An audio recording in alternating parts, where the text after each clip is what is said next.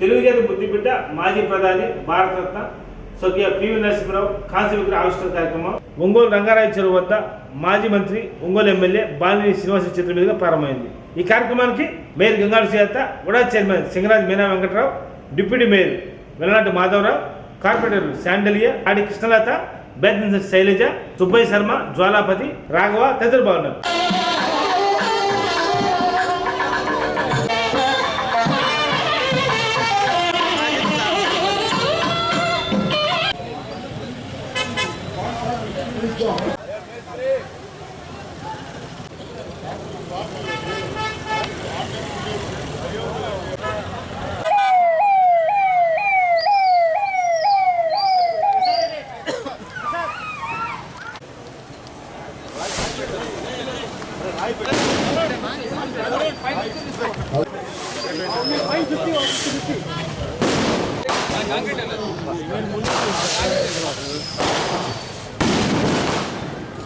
అన్నా మీనా కుమార్ మీనా కుమార్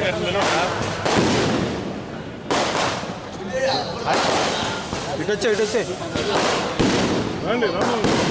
రాజన్న కొంచెం మీరు వెనక్కి వెళ్తే కవర్ అవుతుంది. మీరు కొంచెం వెనక్కి వెళ్తే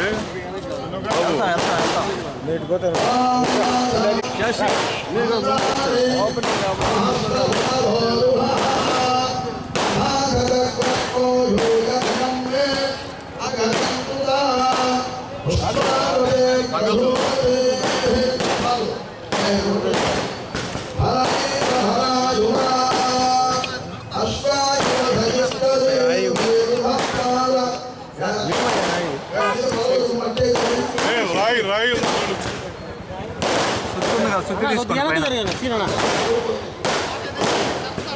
సార్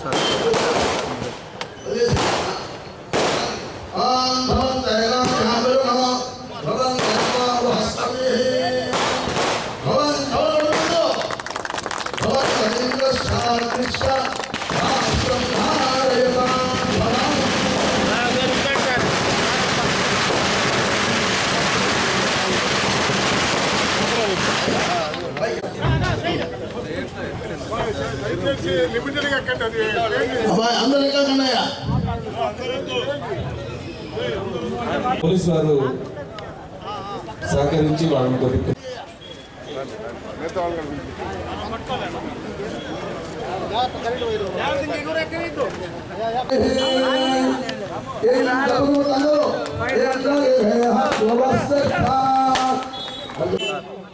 భారతరత్న శ్రీ పివి నరసింహరావు గారి కాంస్య విగ్రహాన్ని ఇక్కడ ఏర్పాటు చేసుకున్నాం.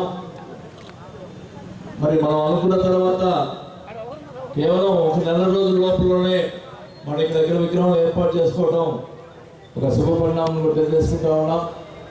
మరి పివి నరసింహరావు గారు ఈ భారతదేశానికి ప్రధానమంత్రిగా ఉన్నప్పుడు ఎన్నో ఆర్థిక సంస్కరణ అనేది రిఫార్మ్స్ అనేది ఆయన తీసుకొచ్చినటువంటి వ్యక్తి పివి నరసింహరావు గారు అనేది కూడా తెలియజేసుకుంటా ఉన్నాం. ఆయన చేసినటువంటి ఈ ముఖ్యంగా ఈ మహిళా డ్వాక్రా గ్రూపులు ఆయన ప్రవేశపెట్టింది. దాన్ని మీ మీద ప్రవేశపెట్టామని చెప్పి గొప్పలు చెప్పుకునే వాళ్ళు చాలామంది ఉన్నారు. కానీ వాస్తవంగా ఆ రోజు పివి నరసింహరావు గారే మహిళల కోసం ఆ రోజు డ్వాక్రా గ్రూపుని ఏర్పాటు చేసినటువంటి వ్యక్తి. ముఖ్యంగా గుర్తుపెట్టుకోవాల్సిన అవసరం కూడా తెలియజేసుకుంటా ఉన్నాం.